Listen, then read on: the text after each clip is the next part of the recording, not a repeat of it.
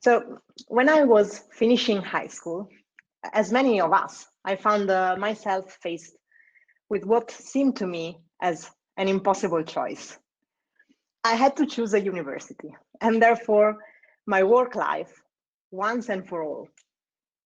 So I was 17 years old.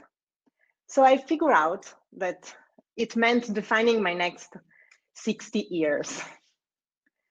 I was torn and overwhelmed, even if I had been prepared, because parents, grandparents, and teachers had been asking and again the fateful question since I was a kid. What do you want to do when you grow up? But this time I could not change my answer anymore. So finally, I chose economics. After all, it seemed interesting and would certainly have allowed me to find a job, perhaps following the comfortable footsteps of my dad in a bank. Great. It was all set up then. But then I started encountering some deflection. So just a few days after graduation, I accepted my first job as a strategic consultant, discovering I like it much more than working in a bank. Only to find myself follow a colleague in the creation of a startup after only 2 years, transforming it several times in the way and ending up selling it after 10 years, just to return to square one with a huge question mark. So what do I want to do when I grow up? Unless I already was grown up, and this time it was even scarier. To begin with, I was 20 years older, and the world had changed completely, becoming more complex, uncertain, interconnected, accelerated by the pace of technology. Not only it wasn't clear to me what the world would look like in the future, but also who I wanted to be in that future. My previous 12 years had opened up my choices so much that I could literally decide to do anything. Well, maybe not really anything. I mean, probably not a designer. But anyway, I felt disoriented in the middle of a world difficult to understand. I didn't know where to start. How was I going to acquire the new skills that seemed to be at the heart of the ongoing revolution? What was I supposed to do? Like, enroll in a university or look for a professional course, a master maybe? And which of these options would have been viable for a person who also had a full-time job, as I wanted to? But above all, I was afraid I wouldn't remember how to learn anything after 20 years. Today, I realize this is the new normal, not only for me, but for everybody.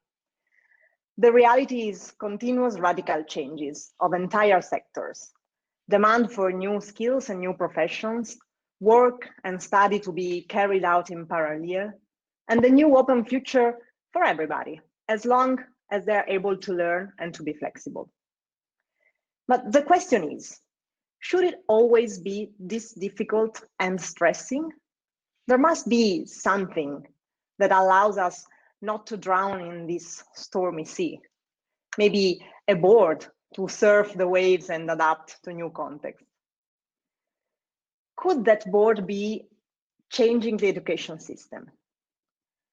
If so, let's try to figure out what the board we are looking for looks like. When we live in a slow changing world, a world that is continuous and linear, it is relatively easy to project ourselves in a highly probable scenario. Yes, of course, there are still things we'll never get right, but at least we can feel confident about our ability to imagine the future and therefore to make informed decisions. It's actually a mechanism that is wired in our nature.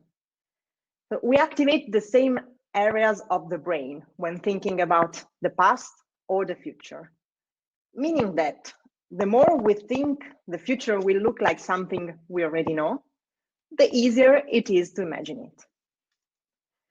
So after all, when there is this high level of uncertainty, like today, we are allowed to panic. How do we imagine a future with no elements to build it? So where do we search for those elements? Let's see if we can get some inspiration from the past.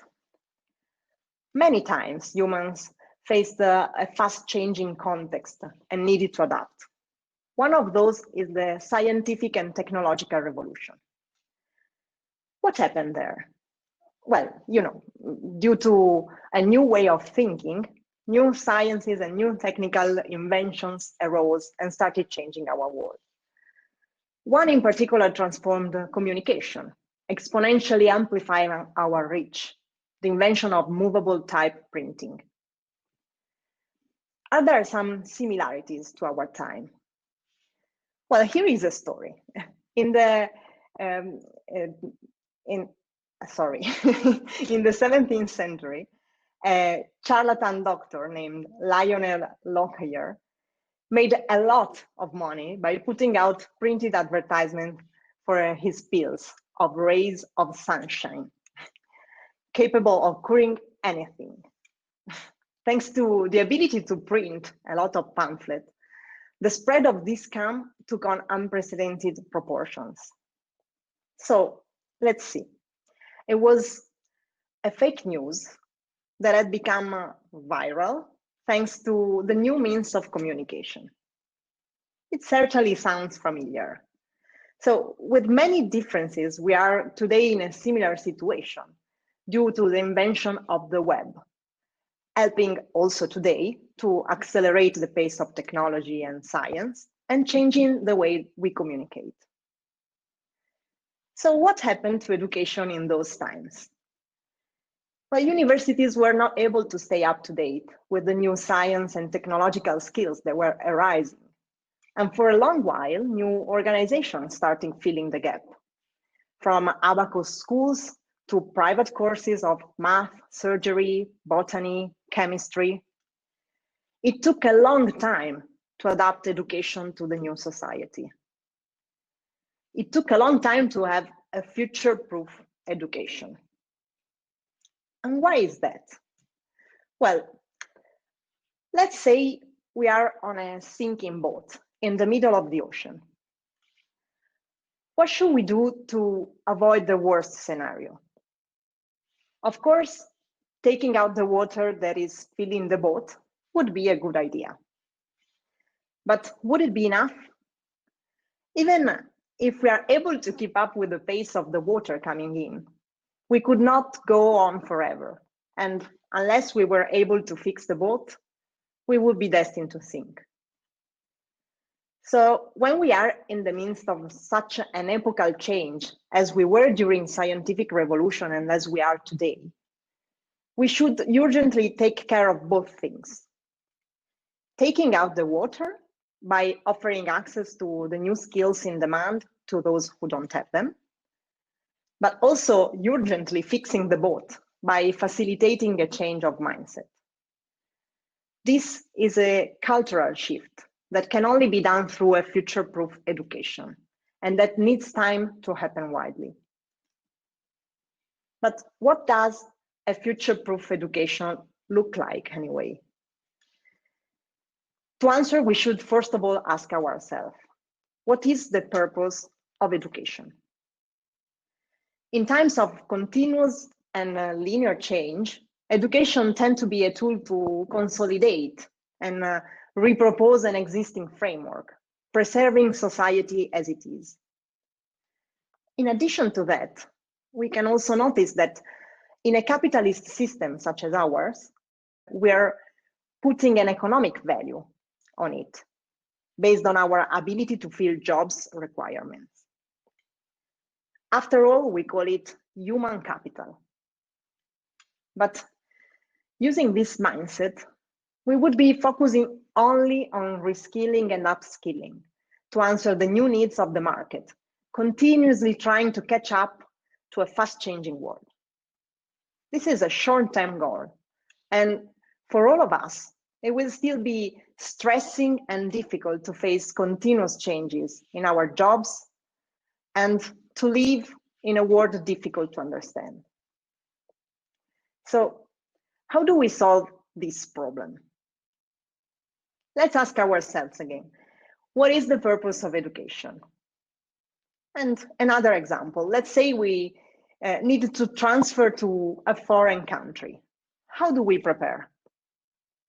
We should probably make sure to have learned a few things before leaving.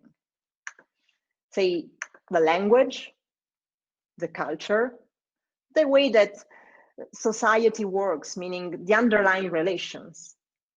And once we are there, we want to keep an eye on how changes are happening in that society so that to react and to be able to shape our future consequently. So a future-proof education is like that. It should prepare us for a time and place we are living in, giving us the tools to understand reality and shape our own path. And as we travel to a complex, technological, and uncertain future, the tools are mainly thinking tools. So the language in this case means scientific and computational thinking, which are the languages of our time. The culture means to be citizen both at a global and at a local level, and also to understand our minds, the way they work, and the traps that we can fall in. The underlying relations, system thinking, that will help us understand complexity and relations between elements in our ecosystem, and to move toward a sustainable approach. And finally, the ability to read changes. This can be reached through futures literacy that teaches us to understand how future scenarios can influence our lives and how we can influence them. So only with these tools, we can say we have a future-proof education for the 21st century. And that would mean fulfilling the main purpose of education, that at the end is to create an open future for everyone.